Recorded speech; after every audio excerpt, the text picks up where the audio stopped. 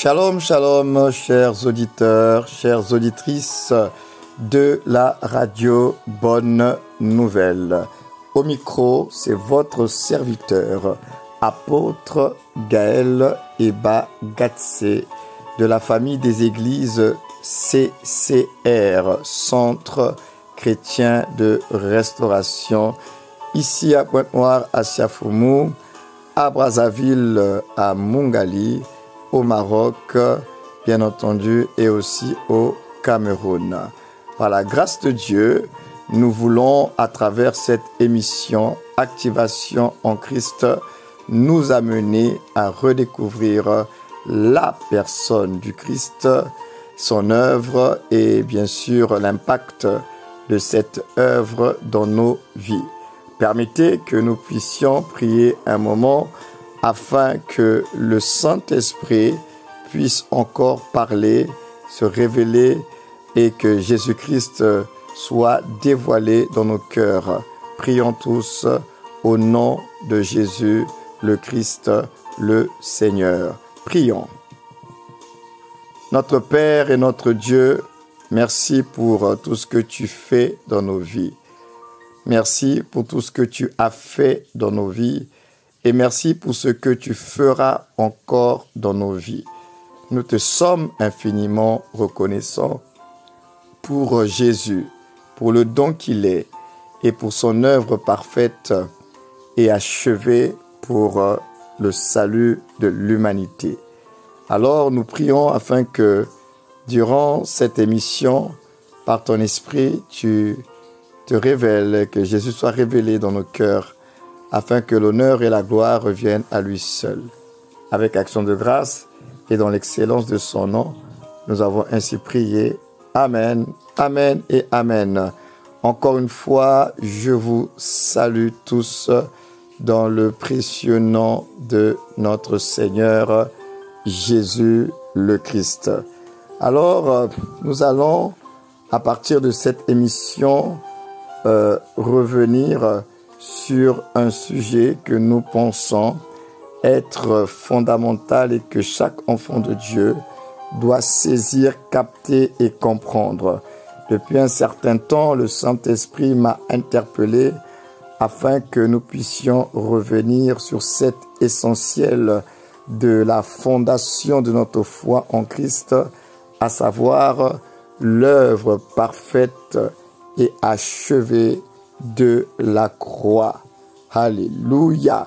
Alors, vous devez savoir que selon 1 Corinthiens chapitre 2, à partir du verset 2, dans la version Semeur, Paul l'apôtre dit que je n'ai pas estimé devoir vous apporter autre chose que Jésus-Christ et Jésus-Christ crucifié. Alors, selon nos versions standards, il est dit lorsqu'il est venu à eux, il dit, je n'ai pas eu une autre pensée d'annoncer autre chose que Jésus-Christ et Jésus-Christ crucifié. Et également, dans 1 Corinthiens 11, à partir du verset 26, lorsque l'apôtre Paul nous dévoile un peu le mystère de la Sainte Seine, il va dire que chaque fois que nous mangeons du pain, chaque fois que nous buvons de la coupe, il dit que nous annonçons la mort du Seigneur Jésus jusqu'à ce qu'il revienne. Or, nous savons tous que Jésus-Christ est mort à la croix. Donc, nous comprenons ici que Dieu ne veut pas que nous puissions oublier la mort de Jésus, c'est-à-dire l'œuvre de la croix. Alors, lorsque nous parlons de l'œuvre de la croix, il est important pour nous aussi de comprendre que c'est une œuvre, donc c'est un travail. C'est vraiment un travail. Ce n'est pas juste un châtiment, ce n'est pas juste un supplice, ce n'est pas juste un jugement ou bien une condamnation. Sur cette croix, en allant sur cette croix, il y a tout un travail qu'il a accompli, notre Seigneur. Étant donné que tout travail a un salaire, le salaire de ce travail qu'on appelle l'œuvre de la croix a pour résultante c'est le salut. Le salut de l'humanité est le salaire du travail de Christ à la croix. Et lorsque nous parlons du salut, il est important pour nous de savoir que il y a trois réalités dans le salut.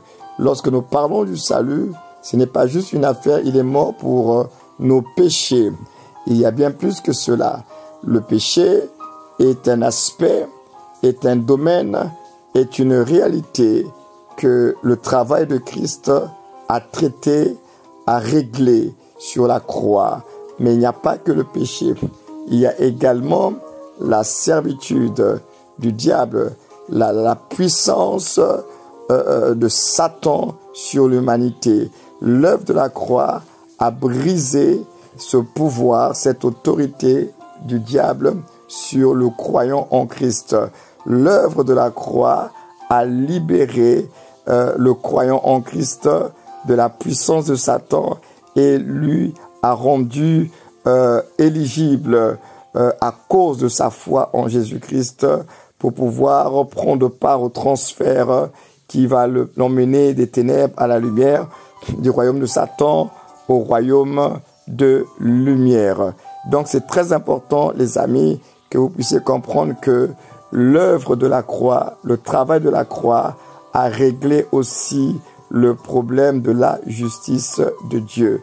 Parce que Dieu, dans sa justice, avait déjà donné le verdict quant à l'humanité à cause justement de la question du péché. Et la Bible déclare que l'âme qui pêche, c'est elle qui mourra. Le salaire du péché, c'est la mort. Donc finalement, l'œuvre d'Adam en désobéissant a produit un salaire. Et le salaire de la désobéissance d'Adam, c'est la mort. C'est la mort, les amis. Donc voilà pourquoi le premier Adam est venu et il nous a communiqué la mort. Et le second Adam, qui est Jésus-Christ de Nazareth, le Rédempteur, l'agneau de Dieu, il est venu par sa mort justement nous communiquer la vie. Il est venu nous délivrer là où le premier Adam nous avait livrés. Voilà pourquoi, les amis, il est important pour nous de savoir, oui, de savoir exactement qu'est-ce qui s'est passé à la croix.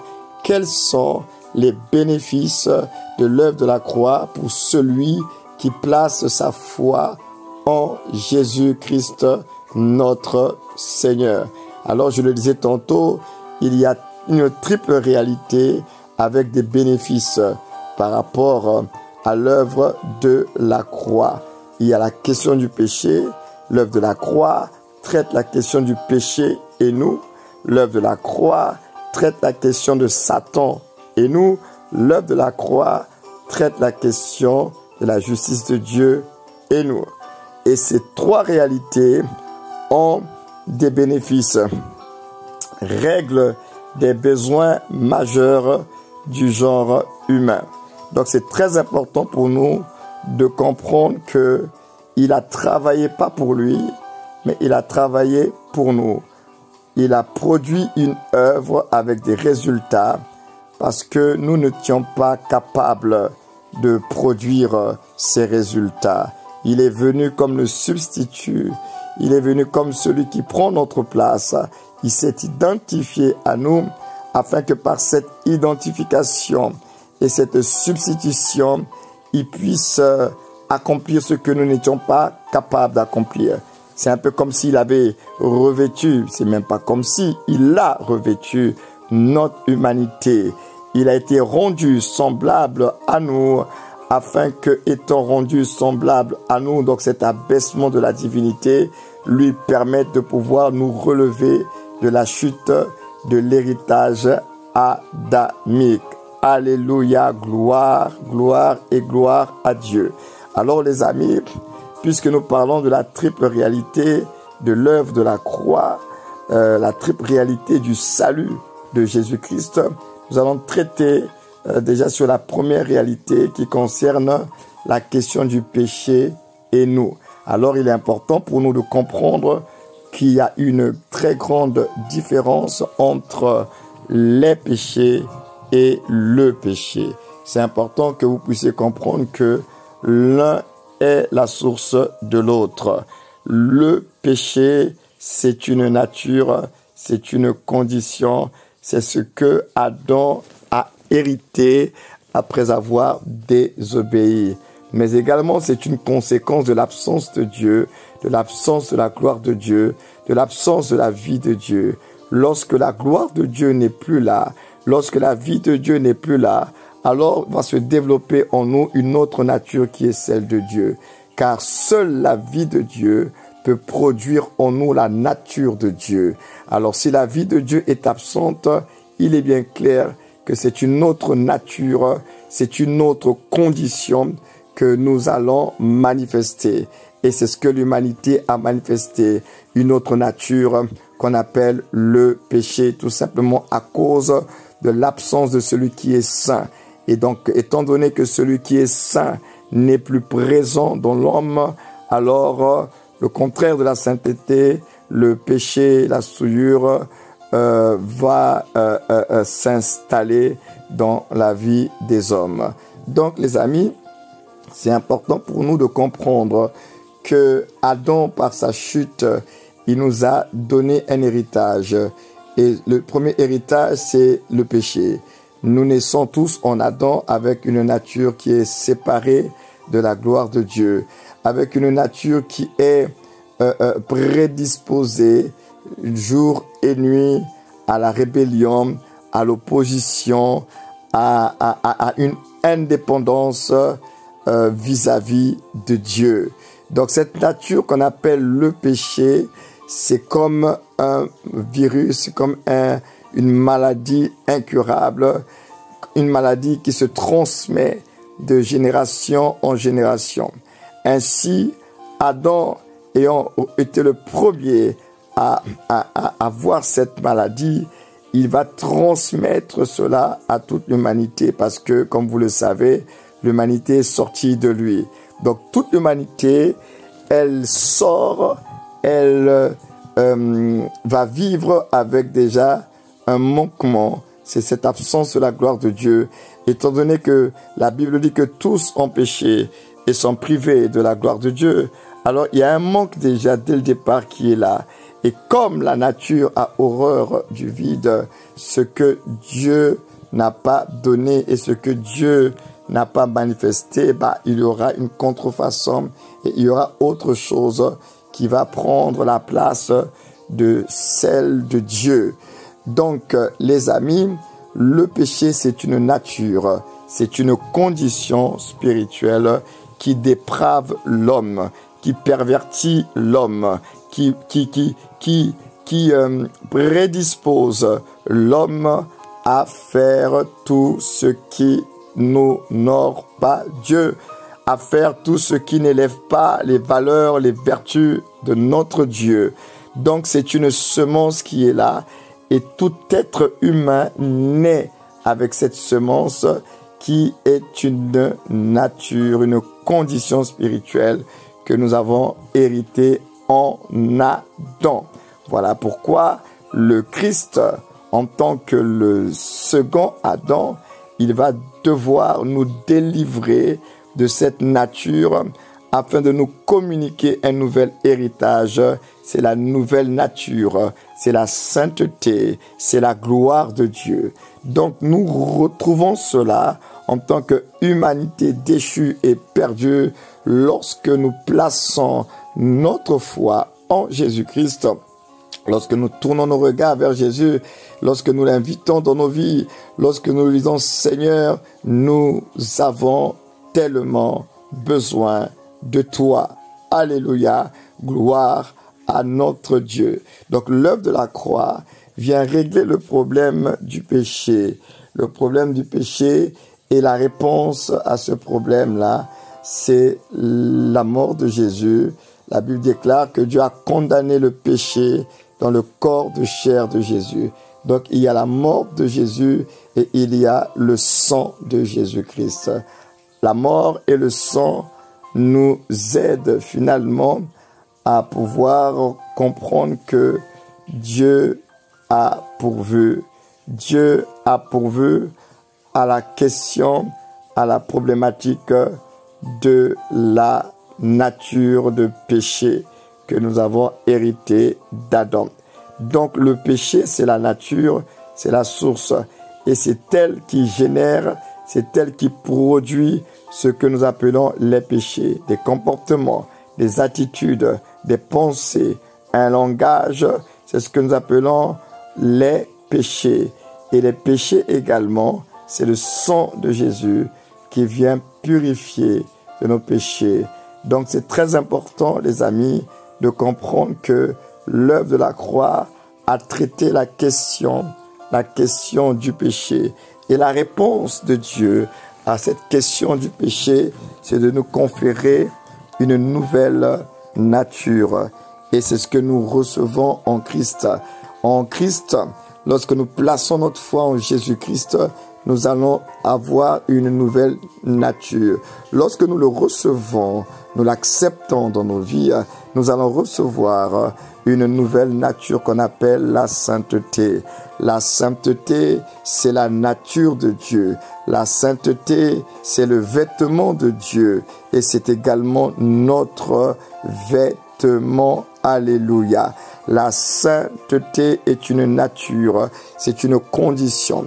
Voilà pourquoi lorsque quelqu'un accepte le Seigneur, place sa foi en Jésus-Christ, sur le plan spirituel, il reçoit une nouvelle nature. Même si sur le plan physique, on ne voit pas grand-chose se passer dans la vie de cette personne-là, mais sur le plan spirituel, il y a quelque chose qui a changé. Il y a quelque chose qui a changé. Alléluia.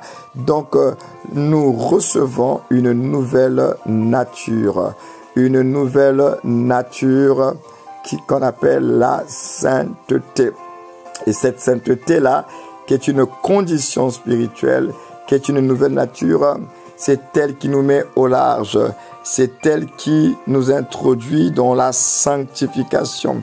Parce que la sanctification n'est que le résultat de la prise de conscience de la sainteté.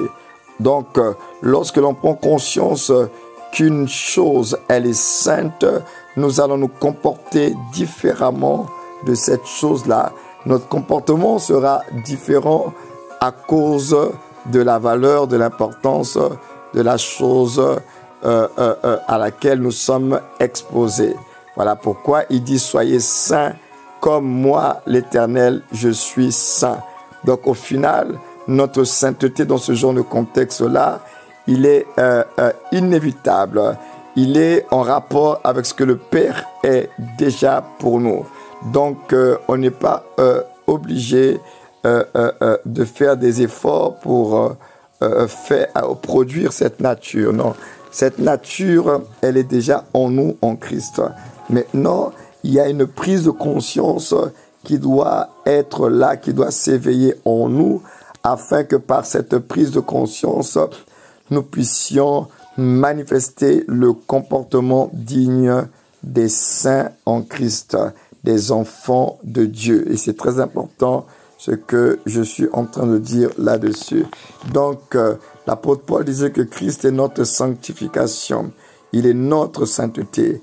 Il nous a donné son vêtement de sainteté et de justice et il a pris sur lui notre vêtement de péché. Il s'est revêtu du péché.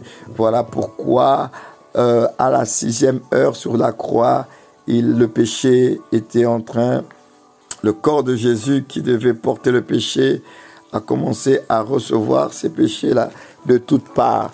Voilà pourquoi il y a eu les ténèbres qui se sont installées. Nous trouverons le temps lors d'une prochaine émission de bien expliquer ce qui s'est passé de la 6e à la 9e heure.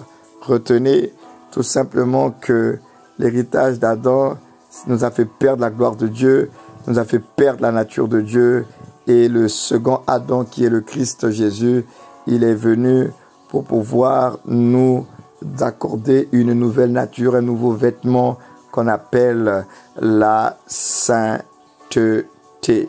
Et là où il y a la sainteté, il y a un deuxième élément qui ne manque jamais. Et cet élément, c'est la consécration. Parce que les amis, ne l'oubliez pas, on est toujours sanctifié pour un but. On est toujours, j'insiste, on est toujours sanctifié pour un but. Nous sommes sanctifiés pour Dieu. Donc, il y a la notion de ce qu'il a fait pour nous. Il a conféré une nouvelle nature et il y a le fameux pour Dieu. Donc, nous sommes devenus une nouvelle création et cette nouvelle création, elle vit, elle existe pour la gloire de notre Dieu. Alléluia, gloire, gloire et gloire. Donc voilà, chers auditeurs, voilà, chères auditrices, ce que nous pouvons déjà retenir sur la question du péché et nous. La question du péché et nous a été réglée à la croix. Christ est notre sanctification. Christ est notre sainteté. Alléluia. Gloire à l'agneau de Dieu, au Seigneur ressuscité et glorifié. Alléluia. Oui, bien-aimés dans le Seigneur, nous avons été sanctifiés pour être consacrés à Dieu. Donc, vous devez comprendre que votre sanctification, elle est pour le Seigneur. Et quand vous comprenez la sanctification sous cet angle-là, alors vous ne serez plus des simples religieux. Et par rapport à la sanctification, j'ai envie de préciser quelque chose. C'est que nous ne nous sanctifions pas à cause des hommes. Nous ne nous sanctifions pas parce que ce sont des règles d'une église ou bien d'un pasteur, d'un apôtre, d'un archibishop. Nous nous sanctifions déjà parce que c'est un acte d'amour. Un acte d'amour, c'est un respect. C'est une manière pour nous d'honorer et de respecter Dieu. Pour la simple et bonne raison que tout ce que Dieu n'aime pas, à cause de notre amour pour lui, nous ne le ferons pas.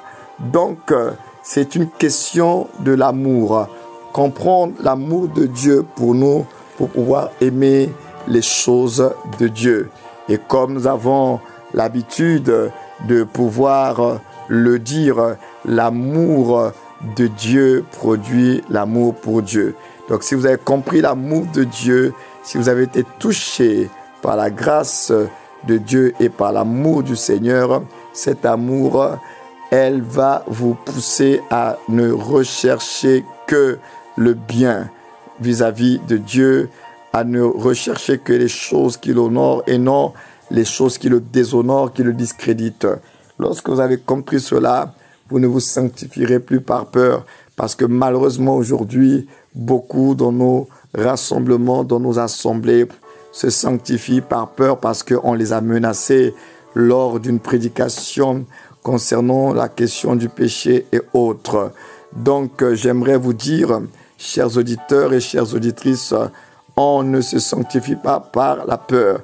La peur ne doit pas motiver, la peur ne doit pas être le moyen pour pouvoir nous amener à la sanctification. Non, on se sanctifie à cause de son amour que nous avons compris et nous répondons à cet amour par un acte, par une attitude, par un comportement, par un langage, par des pensées. Donc la sanctification est une réponse à l'amour de Dieu.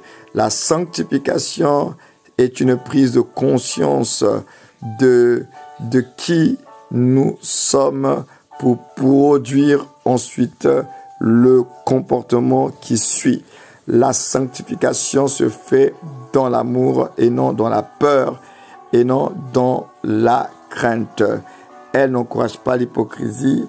Elle nous amène à servir Dieu de façon transparente, vraie, avec toujours la pensée de l'honorer. Alléluia. Gloire à notre Dieu. Alléluia. Donc, l'œuvre de la croix nous a donné une nouvelle nature, la sainteté. l'œuvre de la croix nous a amenés à comprendre que nous avons été sauvés pour être au service de Dieu. Nous avons été sauvés pour permettre à ce que, à travers notre vie, le Christ, le Seigneur, soit glorifié, soit honoré, soit magnifié. Alléluia. Voilà pourquoi nous avons des raisons de louer Jésus pour l'œuvre de la croix et notamment pour la sainteté que nous avons en lui. Nous sommes maintenant appelés des saints en Christ, tout simplement parce que il nous a donné sa sainteté comme un vêtement. La sainteté n'est pas le résultat d'un effort, d'un travail de perfection d'un homme, et l'on pourrait dire, il est saint, un saint homme de Dieu parce qu'il fait X ou Y œuvre. Non, la sainteté n'est pas un résultat que l'on obtient. La sainteté est un don, c'est un cadeau que nous recevons à notre nouvelle naissance lorsque nous plaçons notre confiance en Jésus-Christ. N'oubliez pas, chers auditeurs, là où il y a la sanctification, la consécration n'est jamais très très loin. Alors oui, vous êtes bénis, vous qui avez suivi, vous qui avez entendu ce que nous venons de partager au sujet de la première réalité de la croix qui concerne le péché. Il a réglé ce problème par la mort de Jésus, afin que la mort de Jésus puisse nous délivrer de tous les mensonges du diable, afin que, à travers cette mort de Jésus, nous puissions être restaurés totalement à notre état initial avant la chute d'Adam. Cela est possible quand Jésus-Christ le Seigneur. Alléluia. J'espère que vous avez été bénis et que dorénavant, lorsqu'on parle du salut, vous n'allez pas juste vous limiter à dire oui, Jésus-Christ est mort à la croix, ou bien il est mort pour nos péchés. On vient de voir qu'il est mort pour nos péchés parce que Dieu a condamné le péché dans le corps de chair de Jésus-Christ le Seigneur. Alléluia, alléluia, alléluia. Donc ainsi, celui qui est en Christ, il est maintenant sorti de la juridiction des ténèbres et il est maintenant exposé à la lumière de Christ, à la lumière de Dieu. Alléluia, alléluia, alléluia. Merci de m'avoir écouté. Je vous donne rendez-vous prochainement dans votre émission Activation en Christ. Au micro, c'était bien votre serviteur, apôtre Gaël, de la famille des églises Centre chrétien de restauration. Nous sommes à Brazzaville, nous sommes au Maroc, nous sommes au Cameroun, nous sommes également en France et à Pointe-Noire également. Nous sommes à Siafoumou, du côté de Siafoumou, et pas très loin avant l'arrêt Monguier. Voilà, vous allez trouver l'indication sur une grande avenue avec un point de repère où on écrit église JADM. En tout cas, c'est avant l'école Créola. Et nous sommes